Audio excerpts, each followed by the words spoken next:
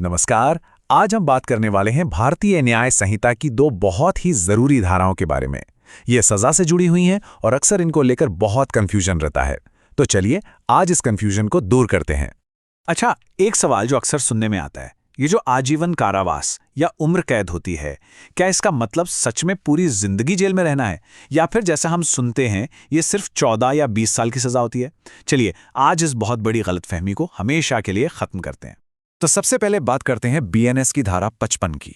यही वो धारा है जो हमें आजीवन कारावास के पीछे की सच्चाई बताती है, क्योंकि जो हम फिल्मों में देखते हैं या अखबारों में पढ़ते हैं, कानून की दुनिया में उसका मतलब अक्सर बिल्कुल अलग होता है। तो देखिए, एक तरफ है वो मिथक जो ज्यादातर लोग मानते हैं कि उम्र कैद का मतलब 14-20 साल में खत्म, लेकिन दूसरी तरफ है कानून जो कहता है कि आजीवन कारावास का मतलब है दोषी की बची हुई पूरी जिंदगी जेल में गुजरेगी। ये जमीन आसमान का फर्क है और इसे समझना बहुत जरूरी है। और देखिए, ये कोई आज की बात नहीं है, कोई नया कंफ्यूजन नहीं है। इस गलतफहमी को तो हमारे सुप्रीम कोर्ट ने कई दशक पहले ही एक बहुत ही अहम फैसले में साफ कर दिया था। साल 1961 में गोपाल विनायक गोडसे के केस में सुप्रीम कोर्ट ने एकदम साफ साफ कह दिया था, आजीवन कारावास का मतलब दोषी की पूरी जिंदगी के लिए जेल है। हाँ, अगर सरकार खुद उसकी सजा कम कर दे तो बात अलग है। बस इस एक लाइन से सारी गलतफहमियां दूर हो जानी चाहिए।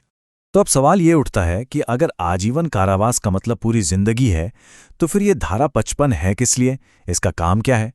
असल में ये धारा सरकार को एक खास शक्ति देती है। ये शक्ति है सजा को कम करने की। लेकिन, और ये लेकिन बहुत जरूरी है, सजा को कम करवाना किसी भी दोषी का अधिकार नहीं है। ये पूरी तरह से सरकार के हाथ में एक शक्ति है, उसकी मर्जी है। चलिए इसको और समझते हैं। इसका सीधा सा मतलब यह है कि सरकार अपनी मर्जी से सजा कम करने का फैसला ले सकती है, लेकिन ये कोई पक्का नियम नहीं है कि ऐसा करना ही होगा। और हां, अदालतों ने भी इस शक्ति पर कुछ रोक लगाई है। कुछ गंभीर मामलों में कोर्ट कह सकती है कि दोषी को बिना किसी छूट के पूरी जिंदगी जेल में रहना होगा। तो ये एक बहुत प्रैक्टिकल बात है, खासकर वकीलों और कानून के छात्रों के लिए। अदालत में कभी भी ये दलील नहीं दी जा सकती कि सजा कम करना तो दोषी का अधिकार है। ये पूरी तरह सरकार के विवेक पर निर्भर करता है। चलिए, आजीवन कारावास वाला मामला तो अब साफ हो गया। अब एक और मुद्दे पे आते हैं जहां बहुत कंफ्यूजन होता है। जुर्माना ना चुकाने पर जो जेल होती है, उसका क्या मतलब है? अक्सर लोगों के मन में ये सवाल आता है कि मान लीजिए किसी को जेल हुई और जुर्माना भी लगा। अब अगर वो जुर्माना नहीं भर पाया तो क्या उसे एक और अलग से दूसरी सजा मिलेगी? क्या ये सच है? चलिए धारा 56 की मदद से इसका जवाब ढूंढते हैं। तो इसका जवाब है नहीं, बिल्कुल नहीं। सुप्रीम कोर्ट ने यह साफ किया है कि ये कोई नई या दूसरी सजा नहीं है। ये तो बस एक तरीका है, एक एनफोर्समेंट मैकेनिज्म है जिससे ये पक्का किया जा सके कि दोषी अदालत का लगाया हुआ जुर्माना भरे। अब समझते हैं कि ये काम कैसे करता है। देखिए, सबसे पहले कोर्ट सजा सुनाती है, मान लीजिए जेल और जुर्माना दोनों। फिर अगर वो इंसान जुर्माना नहीं भर पाता, तब कोर्ट उसे कुछ और वक्त के लिए जेल भेज सकती है। लेकिन यहां सबसे जरूरी बात यह है कि ये जो एक्स्ट्रा जेल होगी वो जुर्माने की रकम के हिसाब से ही तय होगी। कई बार अदालतों में एक गलती हो जाती है, वो ये कि छोटे से जुर्माने के बदले में बहुत ज्यादा दिनों की अतिरिक्त जेल की सजा दे दी जाती है।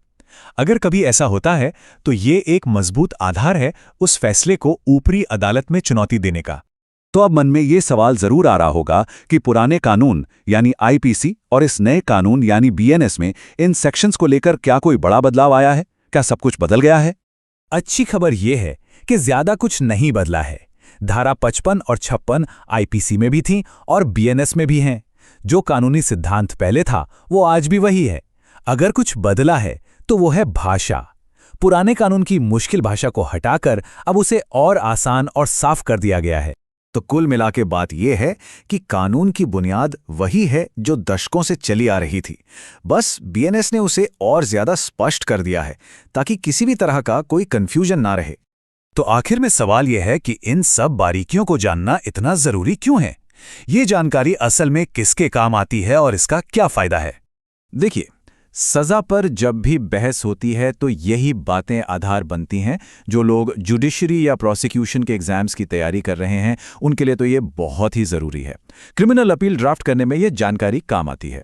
और सच कहूं तो यही वो बारीकियां हैं जो एक अच्छे तैयार कानूनी पेशेवर को एक नौसिखिए से अलग करती हैं। इनकी सही समझ हमें एक ज्यादा जागरूक और जिम्मेदार नागरिक भी बनाती है।